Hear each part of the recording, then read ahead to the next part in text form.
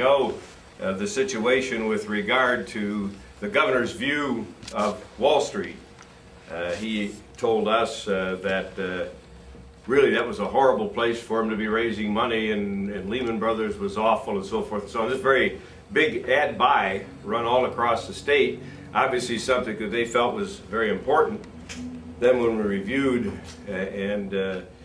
Kevin did that at that time, reviewed the contributions that had been obtained from various people on Wall Street, we found that in fact the governor, despite his distaste for those folks, had taken $1.5 million in campaign funds from Wall Street and financial services industry, broadly defined, and that the Lehman family themselves had actually given him $25,000, and of course Lehman had been involved in $6 billion in state bond issues. So apparently the difficulty that he had was not exactly what you would call deep.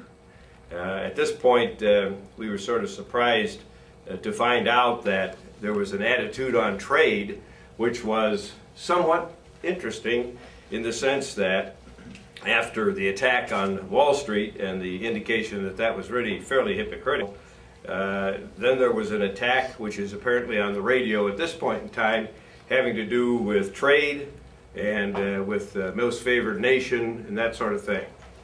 Obviously, when you're in Youngstown, as the governor was in that film, you might be very, very negative about NAFTA. Everybody over there has to be or else retire.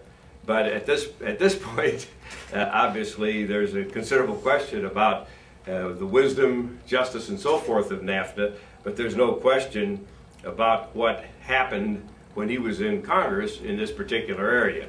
And we want to discuss that a little bit with you this morning. We've been through a number of other cycles, and I won't develop those at any length, but the next theme that the governor had dealt with, of course, had been talking about how it would be impossible for Governor Kasich to reduce the size of government, or reduce government generally, and so forth and so on. And very clearly, Ohioans didn't agree with that. At least that's what our polls are showing. It's very clear that a lot of people are very much in favor of downsizing state government and so forth. But on trade, this is really kind of fascinating. China's trade status, particularly the MFN clause regarding them, and on NAFTA, and then on outsourcing. And of course, the tape this morning shows where the governor is now on outsourcing.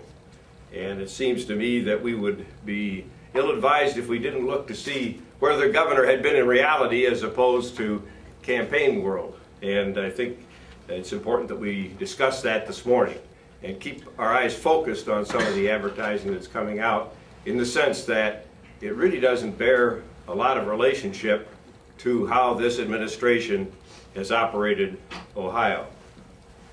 My assistant leader, Lou Blessing, will address the present advertising that's going on and whether it has any genesis in fact or is it fiction. Thanks, Bill. You know, Ted Strickland likes to say he didn't vote for special trade status for China. He likes to criticize John for that. But the facts are, in '93 and '94, Ted Strickland voted to give most favored nations trade status to products made in China. Now, there's a lot of complexity around trade. China is an important export market for our products, especially our agricultural products.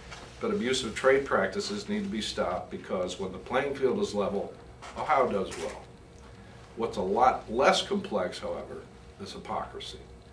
When you criticize your opponent for something you did, you not only look foolish, but you insult the voters, and that's what Ted Strickland is doing. What's interesting is that Ohio's famous trade demonizer, Sherrod Brown, didn't vote like Ted Strickland, but instead voted against most favored nation status for China. Let's talk about NAFTA.